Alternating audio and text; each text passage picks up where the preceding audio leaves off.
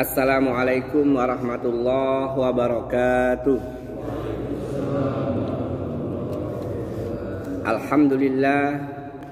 Alhamdulillahilladzi arsala rasulahu bil huda wa dinil haqq liyuzhirahu ala dini kullih wa kafa billahi syahida.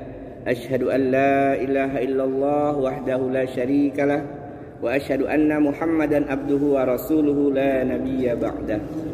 Allahumma salli ala Sayyidina Muhammad wa ala alihi wa man tabi'ahum bi ihsan ila yaumiddin, amma ba'd. Faya ayyuhal hadirun ittaqullaha haqqa tuqatih wa la tamutunna illa wa antum muslimun. Shadaqallahul azim. Saudara-saudaraku jamaah salat maghrib rahimakumullah. Alhamdulillah, senantiasa kita bersyukur kepada Allah Subhanahu wa ta'ala. Allah telah memudahkan kita untuk beribadah kepadanya.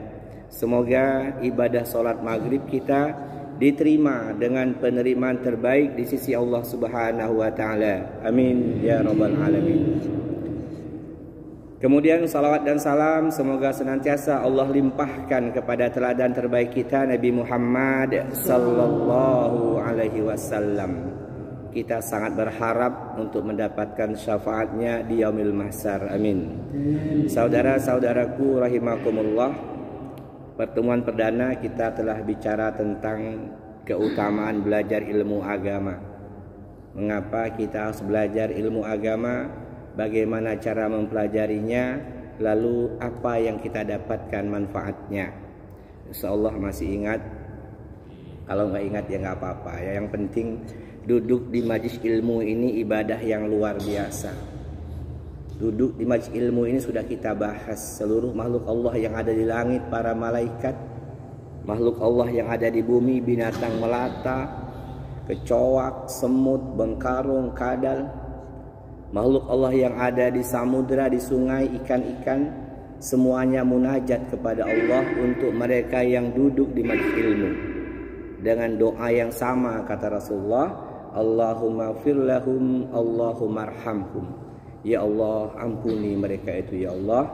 Ya Allah, rahmati, sayangi mereka itu ya Allah. Baik, itu pertemuan kita pertama pekan yang lalu. Malam ini kita akan belajar mengkaji sama-sama, mengingatkan kembali tentang ibadah hati yang puncaknya, yang tertinggi adalah niat. Jamaah rahimakumullah, para ulama membagi ibadah itu secara umum dua. Yang pertama amal jasadiyah, amalan badan yang kita lakukan dengan anggota tubuh kita. Salat, puasa, zakat, haji dan seterusnya.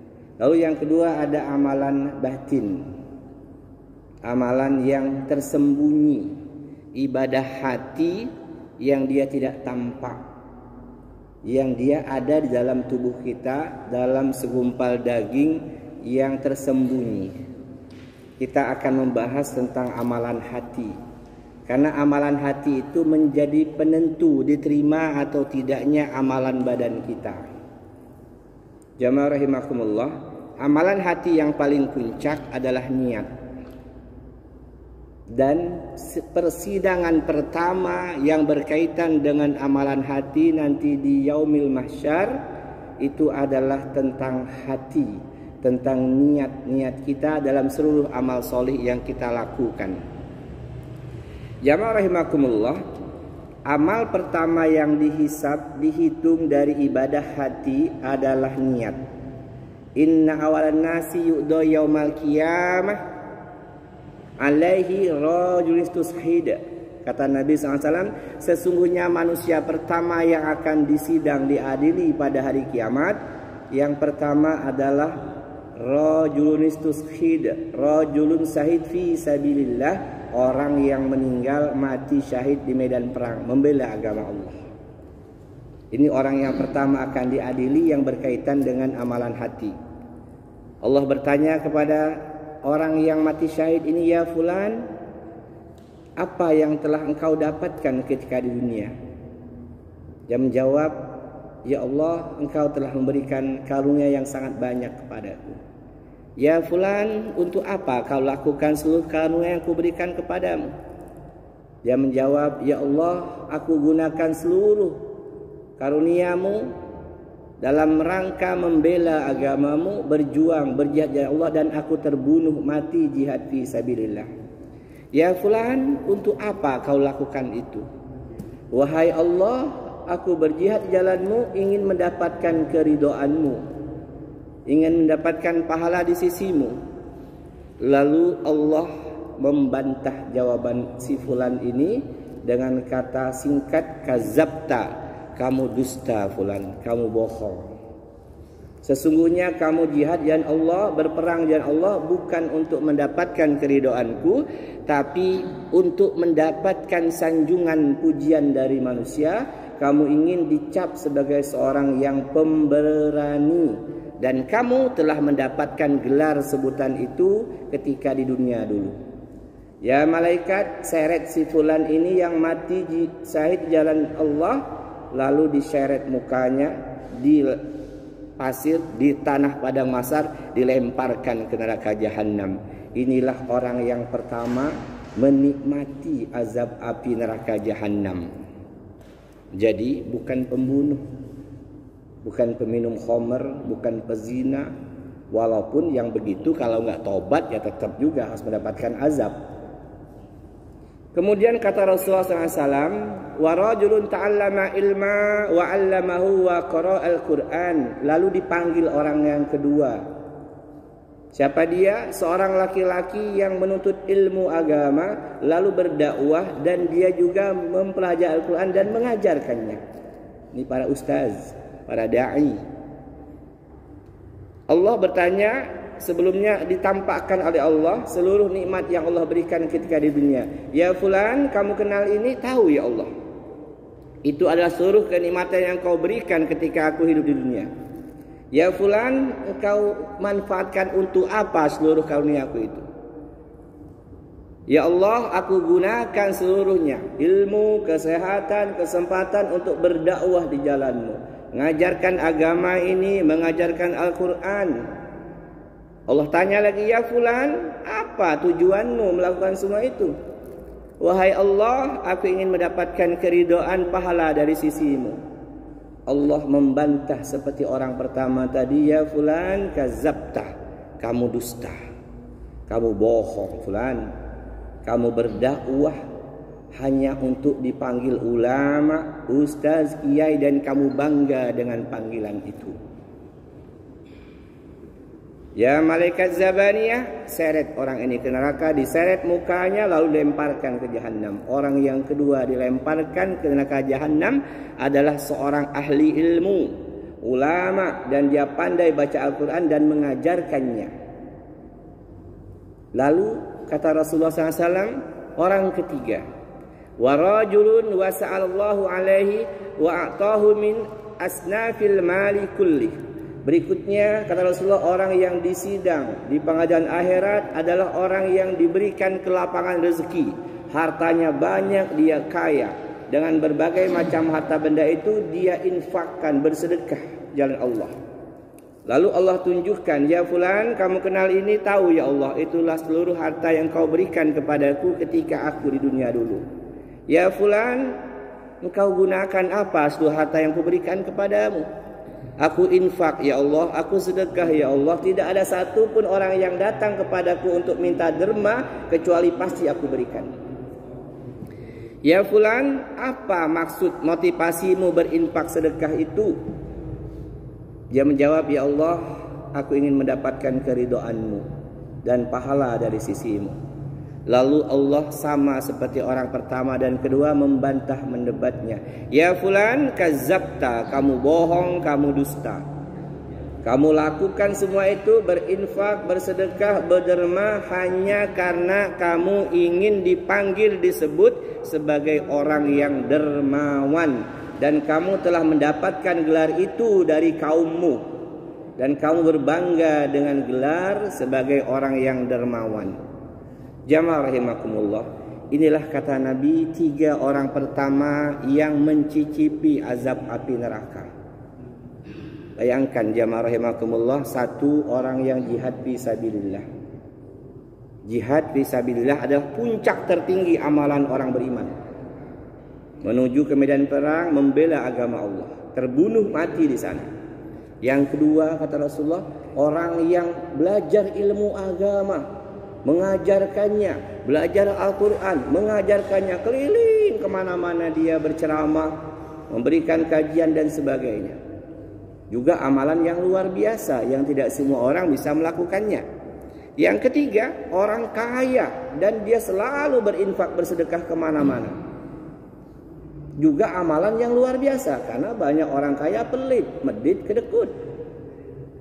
Ternyata ketiga-tiganya dilemparkan ke neraka jahanam hanya karena satu hal yang tersembunyi di hati mereka, yang manusia bisa ditipu, tertipu. Karena kita lihat yang zahir, yang tampak saja, tapi hati kita tidak bisa menilai, dan kita tidak diminta untuk menilai hati orang. Allah yang memberikan penilaian kepada hati. Maka Allah katakan, kazabta, kamu dusta, kamu bohong, karena kamu lakukan amal-amal itu sesungguhnya bukan untukku, kata Allah, tetapi untuk kepentingan dirimu. Yang pertama ingin disebut pemberani, pahlawan keberanian. Yang kedua pengen disebut orang alim, ustaz, syekh, tuan guru, da'i. Yang ketiga ingin disebut, diberi gelar dermawan. Maka jamaah rahimakumullah, ketiganya ini keliru dalam perkara ibadah hati yang disebut dengan niat. Jamaah rahimakumullah, sehingga Nabi SAW memberikan pelajaran kepada kita, innamal a'malu binniyat wa innamal likulli imri'in ma nawa. Imam Al-Bukhari menempatkan hadis ini pada nomor urut 0001, nomor urut 1 dalam kitab beliau. Imam Muslim menempatkan pada nomor 1907. Apa kata Nabi SAW? Sesungguhnya setiap orang beramal itu pasti ada niatnya. Kita ngaji di sini di Masjid Al-Muttaqin ini pasti ada niatnya. Maka pastikan niat kita karena Allah. Dan Allah, kata Nabi SAW, akan memberikan ganjaran balasan sesuai dengan apa yang kita niatkan. Apa yang kita niatkan itulah yang Allah akan berikan. Kalau ngaji kita ini hanya karena nggak enak, ya dapatnya nggak enak aja. Capek, lelah, ngantuk, enak pula ngopi, ya nggak?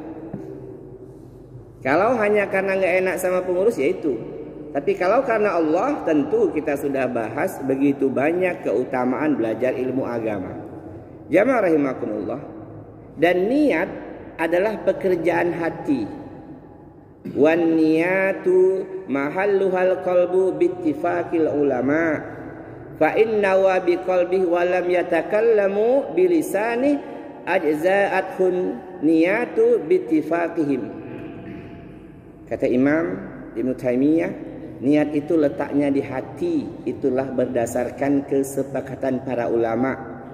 Jika seseorang berniat di hatinya tanpa dia lafazkan dengan lisannya, maka niatnya itu sudah dianggap sah. Berdasarkan kesepakatan para ulama. Ustaz, saya kalau nggak dilapaskan kurang mantap, nggak jadi masalah. Kenapa dilapaskan? Untuk membimbing hati. Usolli fardul maghribi salasa raka'atin mustaqbilal kiblati ada'am ma'mumal lillahi ta'ala. Saya kalau nggak dilapaskan kurang mantap, silahkan. Ini jangan pernah diperdebatkan. Musuh-musuh Islam itu mengincar perbedaan-perbedaan untuk membenturkan antar kita. Gara-gara imam nggak baca usolli, makmumnya bikin musola baru. Banyak kejadian di negeri ini. Jadi kalaupun nggak dilapaskan, sah ibadahnya. Dilapaskan silahkan dalam rangka mengokohkan, membimbing hati. Karena hati manusia itu berbolak-balik. Itu jangan pernah diperdebatkan. Jemaah rahimakumullah. Nah, kemudian niat seseorang itu menjadi penentu pahala sebuah amal. Kita ini duduk di majlis ini beda pahalanya. Jangankan duduk, kita yang sholat berdampingan tadi di saf pertama, kata Rasulullah SAW, dua orang yang berdiri di shaf yang sama dalam sholat berjamaah, boleh jadi di antara keduanya pahalanya antara bumi dan langit. Niat itulah yang menentukan kualitas pahala dari ibadah yang kita lakukan. Maka pastikan niatnya karena Allah, mengharapkan kebaikan negeri akhirat, bukan dunia apalagi sanjungan manusia. Dan paling berat menjaga niat.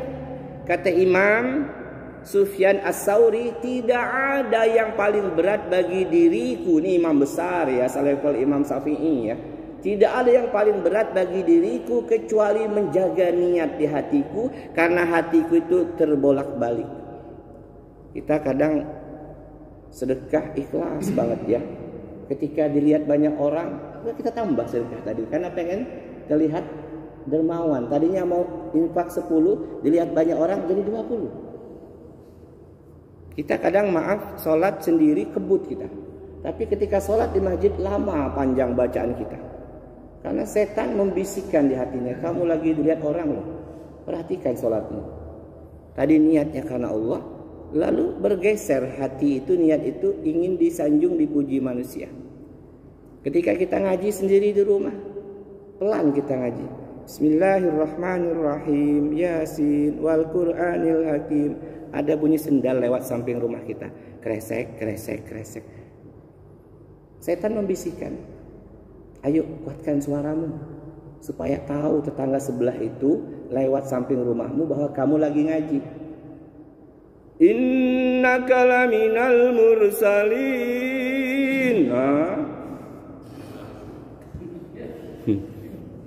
Tadi ikhlas ngajinya, pelan santai. Ketika ada manusia lewat, setan membisikkan.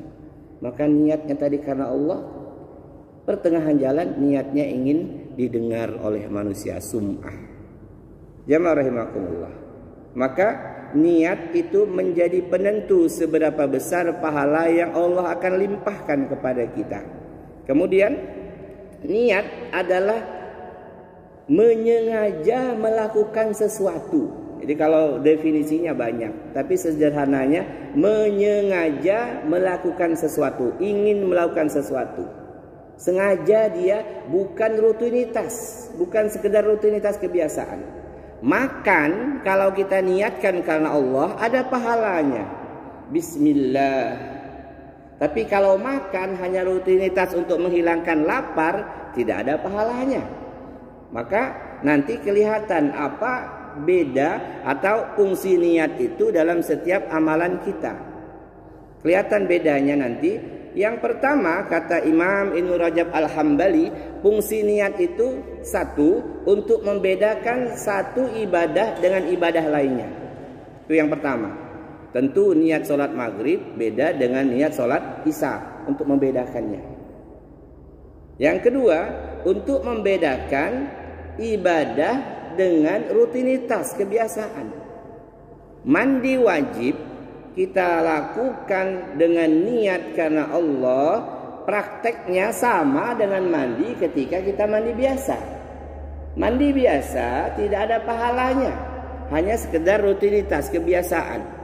Tapi mandi wajib ada pahalanya karena membersihkan jasad kita, jiwa kita juga di situ.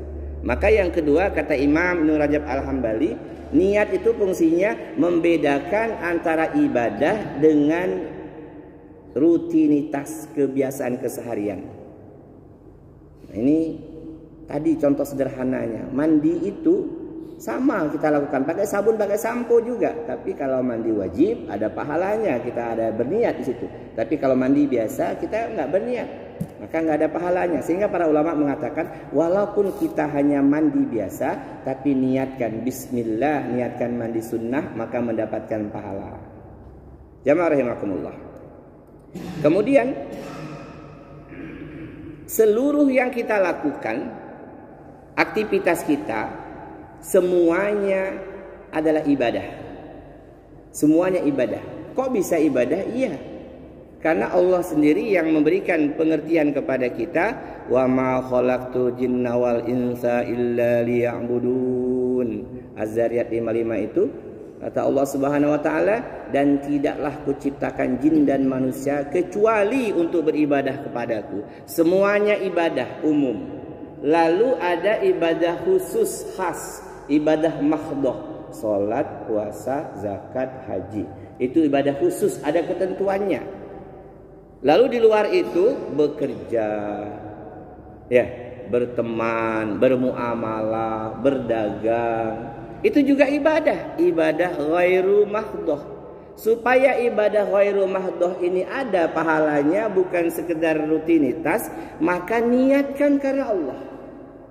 Ketika kita makan, itu ibadah kalau niatnya karena Allah. Kata Rasulullah, sesungguhnya makanmu itu untuk menegakkan tulang punggungmu supaya kamu bisa beribadah dengan tenang.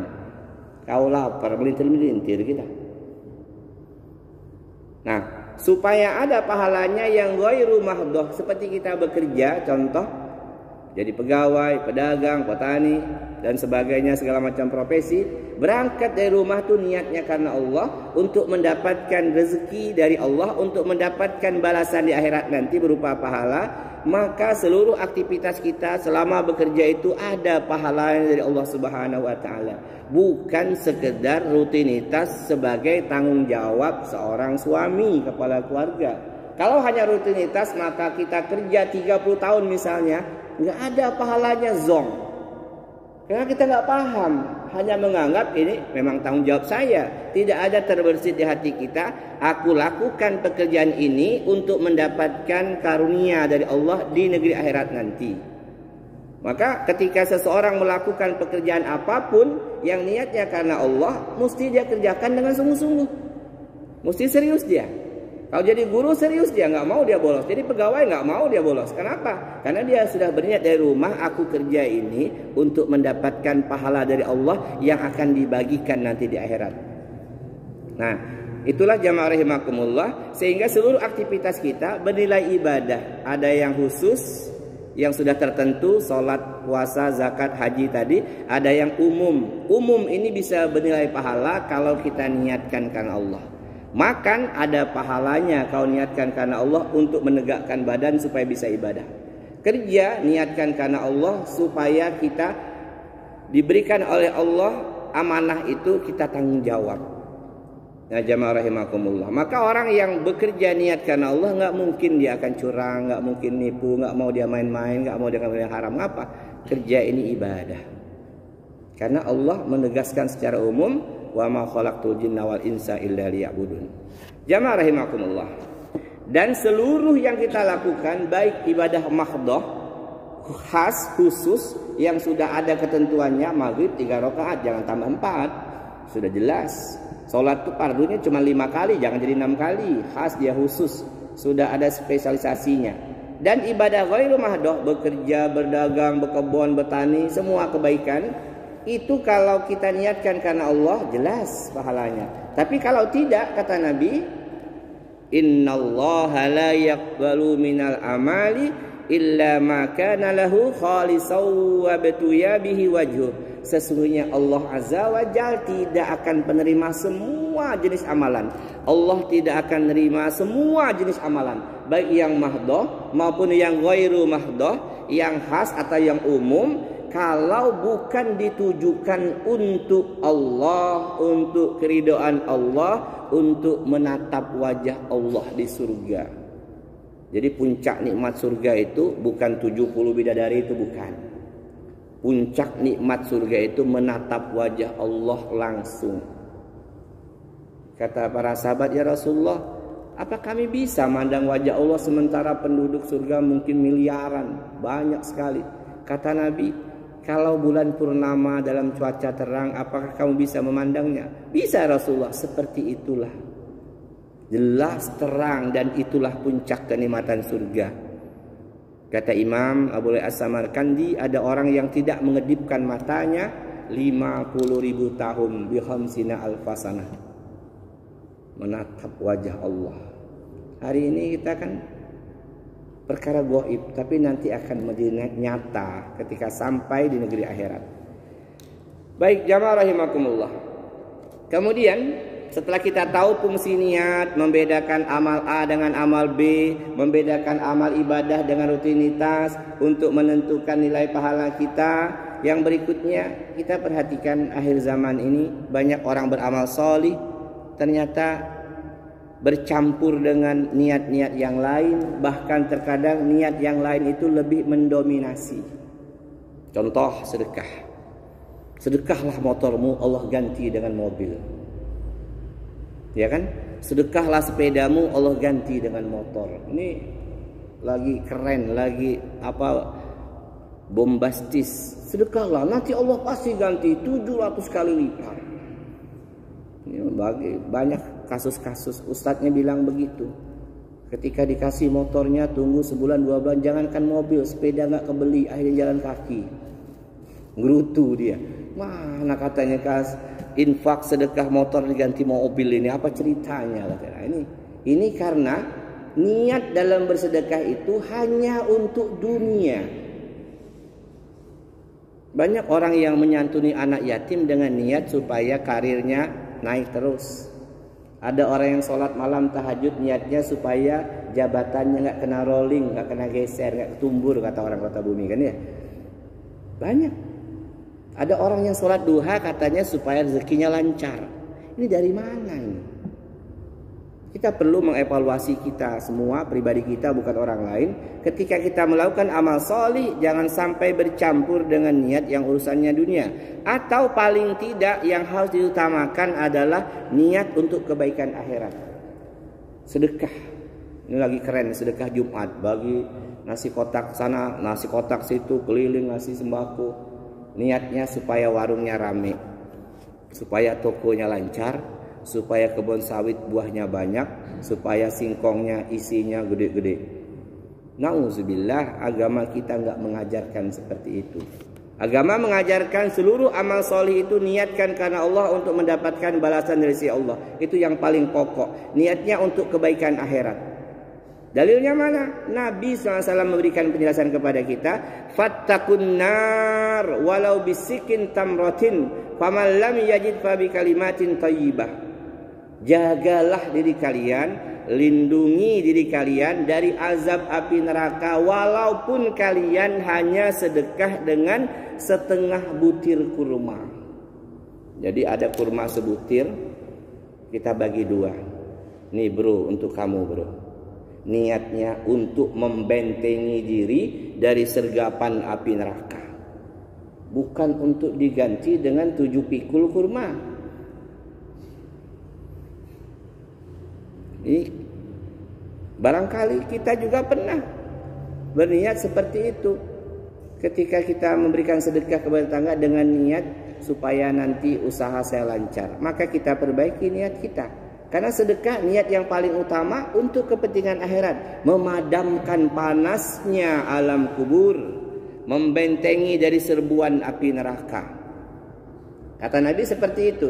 Jagalah, lindungilah diri kalian dari azab api neraka, dari serbuan jilatan api neraka, walaupun kalian bersedekah dengan setengah butir kurma. Kalau kalian gak punya setengah butir kurma, maka berkatalah yang baik, karena perkataan baik itu sedekah. Jadi kalau ngobrol tuh lemah lembut, berkasih sayang, gak nyegak, gak cepat emos, itu dia sedang bersedekah kepada orang yang diajaknya ngobrol, begitu pula sebaliknya. Kalau orang ngobrol lemah lembut, gak cepat naik darah, komennya positif, itu bersedekah. Karena kata Nabi, kullu ma'rufin sadaqah. Setiap kebaikan itu sedekah. Dan sedekah itu tadi jamaah rahimakumullah untuk membentengi diri dari serbuan, dari jilatan api neraka. Ustaz, tapi kan ada di Quran dikatakan barang siapa sedekah 1 butir akan tumbuh 7 tangkai. Tiap tangkai isinya 100 butir, maka jumlahnya menjadi 700 kali lipat. Betul, itu ayat betul.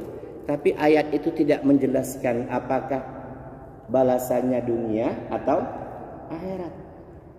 Maka kata para ulama tafsir, kata Imam Al-Qurtubi, setiap Allah janjikan balasan dari sedekah yang kita berikan kepada orang lain, Allah tidak pernah bicara itu untuk duniamu. Maka para ulama mengatakan itu untuk akhiratmu, untuk membangun istanamu di surga, supaya istana kita nanti pintunya emas, jendelanya perak, marmernya ini mutiara. Jadi ketika Allah bicara menjelaskan tentang pahala dari sebuah amal sedekah, infak dan lainnya, maka kata para ulama tafsir, Allah tidak pernah memberikan pernyataan itu untuk duniamu, tetapi itu adalah untuk akhiratmu. Seandainya ada kalimat-kalimat yang tegas, maka utamakan untuk akhiratmu, bukan untuk duniamu. Kenapa? Karena dunia sudah Allah jamin. Karena seluruh yang Allah berikan kepada kita, harta, pangkat, kedudukan, keluarga, bukan karena ketaatan kita, tidak ada hubungannya dengan ketaatan kita.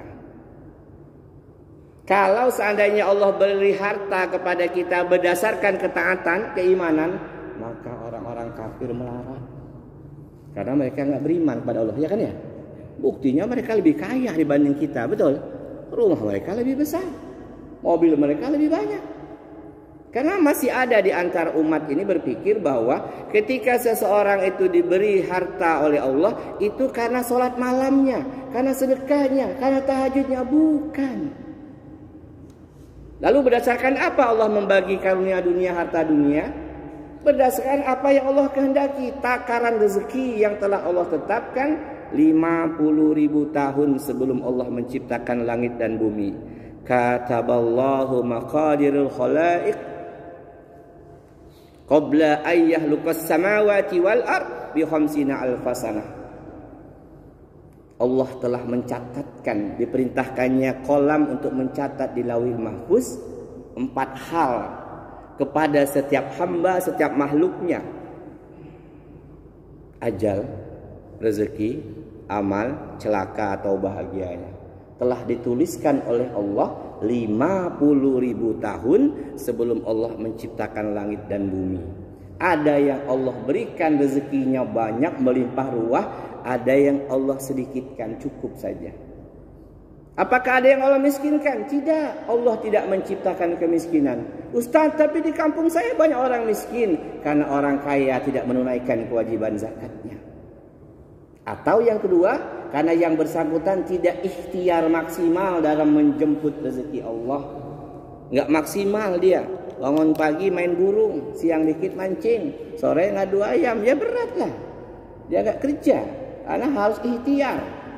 Harus ikhtiar. Ikhtiar bagian dari sunnah Rasul, bagian dari syariat. Jadi Allah itu memberikan harta kepada seseorang bukan berdasarkan kepada ketaatannya. Allah berikan sesuai dengan kehendak Allah, sesuai dengan takaran rezeki yang telah Allah tuliskan melalui kolam di Lauhil Mahfuz 50.000 tahun sebelum penciptaan langit dan bumi. Ustaz, mana dalilnya? Banyak. Kita ambil salah satu dalil, Al-Ankabut ayat 26. Allahu yabsutur rizqa liman yasha'u min ibadihi wa yaqdirulah. Innallaha bikulli syai'in alim. Allah melapangkan rezeki kepada orang-orang yang Dia kehendaki. Mau muslim, mau kafir, terserah Allah. Kehendak Allah. Allah Maha berkehendak. Dan Allah membatasi rezekinya kepada yang lain. Terserah Allah. Allah Maha Kuasa, Allah Maha berkehendak. Ma'isyahnya Allah, kehendak Allah, itulah yang terjadi. Sungguh Allah Maha mengetahui segala sesuatu. Innallaha yabsutur rizqa liman yasha'u wa yaqdir. Sesungguhnya Allah memberikan rezeki sesuai kehendak Allah. Ada yang Allah lapangkan, ada yang Allah sempitkan. Masih ada lagi dalilnya, masih banyak. Kenapa Allah lapangkan? Kenapa Allah sempitkan? Rahasia dari Allah Subhanahu wa taala. Sebagai apa? Yang Allah lapangkan tadi ujian. Yang Allah sempitkan ujian. Allah lapangkan, Allah uji dengan harta. Dulu rajin ke masjid karena masih nggak punya apa-apa. Ketika sudah tokonya rame, nggak nongol lagi. Mana si fulan, sibuk dia. Belum tutup tokonya maghrib ini, masih ramai yang beli. Nah, gagal dalam ujian itu dia. Kita masih ingat cerita Sa'labah ya, zaman Nabi. Masih ingat kan Sa'labah? Kalau mungkin kita dengar cerita itu, baca cerita itu, kita bisa mikir, ya Allah, Sa'labah kain sarungnya satu. Habis sholat maghrib kayak gini langsung kabur dia. Nabi, ana Sa'labah? Pulang ya Rasulullah. Kenapa dia pulang? Gak pernah zikir dia itu. Sarungnya cuma satu aku Rasulullah. Gantian makainya. Nanti pulang biniku mau sholat. Besok gitu lagi kata akhirnya Sa'labah minta kepada Rasulullah, ya Rasulullah, doakanlah aku ini biar jadi orang kaya, biar bisa beli sarung 2. Jadi aku bisa zikir bersama engkau ya Rasulullah. Aku nggak buru-buru pulang. Kata Nabi, jangan Sa'labah, nanti kamu gak bisa menjaga amanah itu. Karena bolak-balik Sa'labah minta, akhirnya Rasulullah kasih kambing jantan betina. Nih Sa'labah urus nih kambing. Itu sekedar wasilah perantaranya ya. Dipelihara sama Sa'labah 2 ekor kambing, akhirnya berkembang biak. Apa yang terjadi? Jangankan mau sholat bareng ya, Sa'labah terjalan terus. Akhirnya apa yang terjadi? Makin banyak ribuan kambingnya, kaya dia, nggak nongol lagi Sa'labah. Kata Rasulullah, mana Sa'labah? Ya Rasulullah, nggak sempat lagi dia. Kambingnya udah banyak, hartanya udah banyak, dia nggak sempat lagi berjamaah. Apa kata Nabi? Kasihan Sa'labah. Dulu waktu saro rajin dia berjamaah walaupun buru-buru pulang. Setelah kaya nggak berjamaah lagi dia. Nah jadi kalau orang dikasih Allah harta, pangkat, kedudukan tinggi, kehendak Allah sebagai ujian buat orang itu, masih nggak dia taat kepada Allah? Atau barangkali dia jadi sombong, nggak pernah gaul lagi. Semenjak mobilnya banyak, tutup kacanya hitam, gelap, lewat depan kita nggak negor lagi dia. Tadinya waktu naik Suprapit ebek-ebek masih assalamualaikum terus. Ujian. Lalu yang sempit, yang Allah sempitkan rezekinya, ujian juga. Sabar nggak dia dengan itu? Kalau dia nggak sabar, dia akan ke Gunung Kawi, sugihan, melihara tuyul, babi ngepet. Oh nggak kuat lagi saya hidup. Salah udah gimana caranya biar cepat kaya ini? Udahlah kita ke Jawa aja. Banyak kawan-kawan sukses. Nauzubillah. Ya, maka kita temukan yang begitu sehingga ketika kita paham bahwa Allah ngasih rezeki kepada hambanya sesuai kehendak Allah, sesuai dengan takaran rezeki yang telah Allah tetapkan 50.000 tahun sebelum penciptaan langit dan bumi.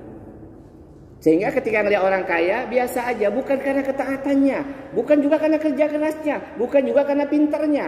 Ya kan ya? Kalau seandainya orang kaya itu karena kepintaran, profesor doktor itu harusnya kaya semua kan ya? Buktinya ada kawan kita tamat SD kan ya?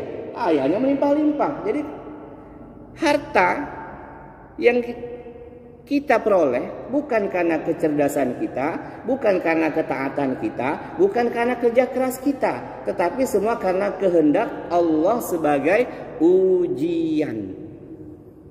Kalau kita kerja, ukuran harta itu karena kerja keras, maka tukang-tukang batu itu lebih kaya harusnya karena kerja keras luar biasa dia.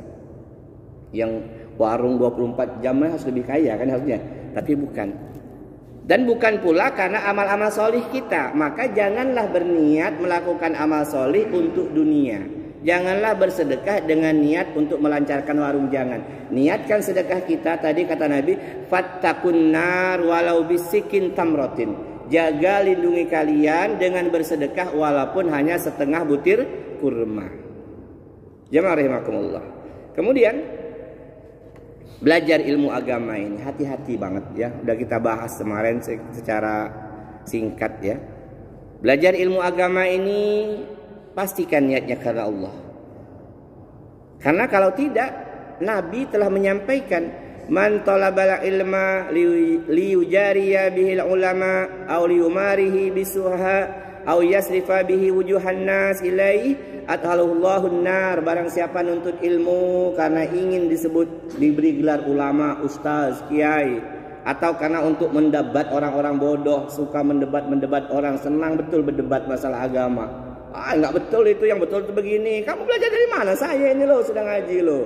Selalu ingin berdebat niat dalam hatinya, atau ingin supaya diagungkan, dipandang, dipuji manusia. Maka orang yang berniat belajar agama karena hal seperti itu, kata Nabi, Allah akan memasukkan mereka ke dalam neraka, diazab mereka karena melakukan sesuatu amal yang harusnya karena Allah, untuk Allah, ingin mendapatkan balasan dari Allah, ternyata dia niatnya keliru, lain niatnya.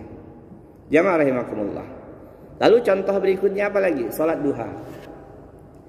Ada orang yang mengatakan untuk meraih rezeki, melapangkan rezeki, salat duha. Salat duha itu untuk melapangkan rezeki. Duha dulu, biar rezekinya lancar. Dari mana dalil itu? Wallahu alam, saya nggak paham.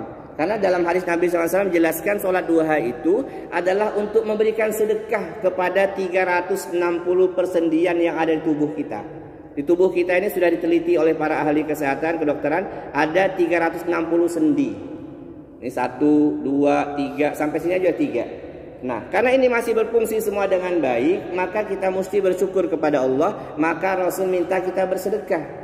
Kata para sahabat, ya Rasulullah, kami nggak sanggup kalau sedekah sebanyak itu. Kata Nabi, kalau kamu nggak sanggup, cukup kamu sedekah dengan 2 rakaat sholat duha. Dalilnya mana? Manusia memiliki 360 persendian, kata Nabi. Setiap 1 persendian itu memiliki kewajiban untuk bersedekah sebagai wujud rasa syukur. Bayangkan kalau jempol nggak bisa ditekuk, nggak bisa, kita SMS susah kan ya. Nah, kemudian kata Nabi SAW, setiap sendi itu kalian wajib untuk bersedekah. Lalu ada yang mengatakan, sahabat, ya Rasulullah, siapa yang sanggup bersedekah dengan jumlah yang segitu banyak, seluruh persendiannya? Kata Nabi, kalau kamu tidak mampu melakukannya seperti itu, maka lakukanlah dengan menanam bekas ludah di masjid. Dulu masjid zaman dulu belum ada lantai ya, orang ludah tanamkan, timbun supaya bersih. Kemudian kata Nabi SAW, atau menyingkirkan gangguan di jalan. Ada beling, ada sampah, jangan kita pinggirkan. Ada botol, jangan kita pinggirkan, biar orang nggak terpeleset. Dan jika kamu nggak mampu melakukan semua itu, kata Nabi, maka cukuplah kamu lakukan sholat duha 2 rakaat. Fa illam takdir faraqata duha tujza'u anka. Cukuplah kamu sholat 2 rakaat, itulah sedekahmu untuk 360 sendimu yang telah Allah berikan kepadamu, dia berfungsi dengan baik. Jadi bukan untuk mengumpulkan kekayaan, bukan untuk supaya rezeki lancar. Salat duha itu sebagai wujud terima kasih, syukur kepada Allah karena Allah berikan kita 360 sendi, dia berfungsi. Jamaah rahimakumullah. Kemudian kita ambil contoh berikutnya, salat tahajud. Saya sering mendengar dari kawan-kawan, tahajud supaya nggak kegeser kedudukanmu itu, maqamam mahmuda, kedudukanmu kokoh. Nah, ini dari mana pula tafsir yang seperti ini? Jadi sholat tahajud niatnya supaya nggak crawling, nggak kena geser dari jabatannya. Ada yang seperti itu, saya mendengar langsung. Saya jelaskan nggak terima, dia enggak lah katanya. Loh, saya bilangin nggak bisa. Ibadah tahajud itu bukan untuk dunia, bukan. Dunia sudah Allah jamin. Sudah Allah kasih, tinggal kita raih dengan ikhtiar. Ada yang banyak, ada yang sedikit, terserah pada Allah, kehendak Allah. Dua-duanya sebagai ujian dari Allah. Lalu untuk apa? Ya ayuhan nas, aqsamus salam wa atimut ta'am wa sallu bil lail wan nasu biniyam tadkhulul jannah bisalam. Wahai kaum muslimin, sebarkanlah salam. Assalamualaikum, waalaikumsalam. Beri makanlah kepada orang-orang miskin. Pelihara hubungan silaturahim kakak beradik. Silaturahim dalam Islam itu yang ada hubungan nasab. Tapi sekarang ini artinya menjadi meluas, ya enggak?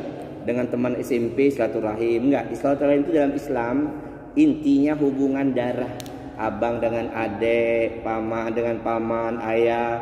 Pokoknya yang ada nasab dikaitkan, didekatkan, mendekat kepada mereka, kita akrab, itu namanya menjaga, menjalin silaturahim. Lalu kata Nabi SAW, sholatlah di waktu malam ketika banyak orang sedang tidur lelap, niscaya kalian akan masuk surga dengan aman. Ternyata sholat tahajud itu supaya kita bisa melewati sirat dengan aman sampai ke surga. Karena sirat, jembatan yang bakal kita lalui, dulu orang tua kita ngajarkan sebagai kias ya, halus seperti rambut dibelah 7, tajam seperti pedang. Itu kiasan. Gelap gulita. Neraka menyambar-nyambar. Di sisi kiri kanan itu ada kait kayak gancu untuk ngambil karet itu ya, untuk karet. Menyambar-nyambar kepada semua orang yang lewat sirat. Nah, kalau pengen aman, pengen selamat dari mulai pangkal Sirat jembatan sampai ujung nanti sebelum ke surga berhenti dulu di Kontoro, namanya Al-Kontoro. Supaya kamu selamat, nggak ada cacat, nggak sobek-sobek, nggak kelempar ke neraka jahanam. Maka kata Nabi SAW, sholatlah di waktu malam ketika orang-orang pada tidur terlelap. Jadi bukan untuk mengokohkan kedudukan dunia. Nah, jemaah rahimakumullah, ketika keliru melakukan amal tahajud tadi hanya untuk dunia, maka sia-sia, di akhirat nggak dapat apa-apa. Sehingga ada orang yang ketika sampai di padang mahsyar, pahalanya itu segede gunung Tihamah, kata Nabi. Gunung yang terbesar di timur tengah, gunung Tihamah. Orang semua berdecak kagum, alangkah banyak pahala bapak itu, besar seperti gunung. Kita orang penduduk mahsyar melihatnya terkagum-kagum. Ketika sampai di Yaumil Mizan, tempat penimbangan amal, ditimbanglah amal yang segede Tihamah tadi, enggak bergerak daun timbangan itu, alias zong, nol pahalanya. Padahal pahalanya besar, ketika ditimbang enggak ada kualitas. Mengapa? Karena berniat dari amal tadi, niatnya untuk dunia. Lelah dia, maka kata Nabi, alangkah banyaknya manusia yang ngantuk lelah sholat malam tiap malam, tetapi nanti di akhirat nggak dapat apa-apa kecuali hanya kelelahan dan kengantukan saja. Kenapa? Tadi kembali karena keliru masalah niat. Jamaah rahimakumullah. Maka kalau kita bangun malam tahajud, niatkan untuk memudahkan melewati Sirat sampai ke surga dengan aman. Tidak ada kebeset-besetnya, nggak ada kebakarnya, bersih. Itu niat kita, bukan untuk dunia, bukan untuk mempertahankan jabatan kita. Na'udzubillah, summa na'udzubillah. Jamaah rahimakumullah. Kemudian menyantuni anak yatim. Sering orang melakukan penyantunan anak yatim dengan niat supaya kaya, supaya sejahtera, supaya usahanya lancar. Padahal kata Nabi, kita menyantuni anak yatim itu supaya bisa bertetangga dengan Rasulullah di surga. Aku dan orang yang menyantuni anak yatim, kata Nabi, seperti jari telunjuk dan tengah. Nabi mengisyaratkan seperti ini. Dekat kita bertetangga dengan Nabi tujuannya bukan untuk melancarkan usaha kita, bukan. Bukan pula untuk dipamer sebagai orang dermawan, bukan. Tapi untuk supaya dekat dengan Nabi. Istana kita dekat dengan istana Nabi, ya. Baik, penutupnya adalah Quran Surat Hud ayat 15-16. Ini penutup dari kajian kita. Saya minta waktu sedikit. Man kana yuridul hayatad dunya wa zinataha wa fi ilaihim wa hum fiha la yubkhasun. Barang siapa yang beramal hanya untuk kepentingan dunia, kata Allah, dan perhiasannya. Jadi seluruh amalnya niatnya untuk dunia saja. Salatnya untuk dunia, puasa untuk dunia, haji untuk dunia. Maka orang yang seperti itu kami berikan dunia dengan sepenuhnya tanpa dikurangi sedikit pun. Ayat 15-nya. Ayat 16-nya, ulaikal ladzina laisa lahum fil akhirati ilan nar wa habita ma sanau fiha wa batilum ma kanu ya'malun. Orang-orang yang seperti ini beramal hanya untuk dunia, maka di akhirat nanti dia tidak dapat apa-apa kecuali neraka. Ya, kata sahabat Nabi yang paling kaya Abdurrahman bin Auf, tidak ada ayat yang paling sering membuat kami menangis kecuali dua ayat Quran Surat Hud ayat 15-16. Sahabat lain nanya, kenapa kamu menangis? Karena kami khawatir jangan-jangan seluruh amal solih kami telah Allah balas di dunia, di akhirat kami nggak dapat apa-apa. Kami takut, kata sahabat Nabi yang paling kaya, ya, Abdurrahman bin Auf. Wallahu a'lam bishawab. Kita tutup kajian kita dengan kafaratul majlis. Subhanakallahumma wa bihamdika asyhadu an la ilaha illa anta astaghfiruka wa atubu ilaik. Saya mohon maaf ada hal-hal yang kurang. Pada Allah mohon ampun. Wassalamualaikum warahmatullahi wabarakatuh.